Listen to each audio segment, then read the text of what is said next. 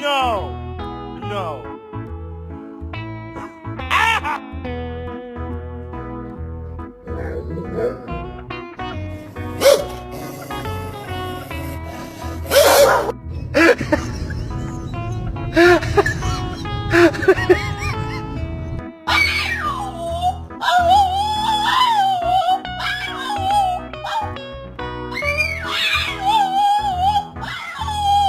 Cause tonight will be the night that I will fall for you over again. Don't make me change my mind.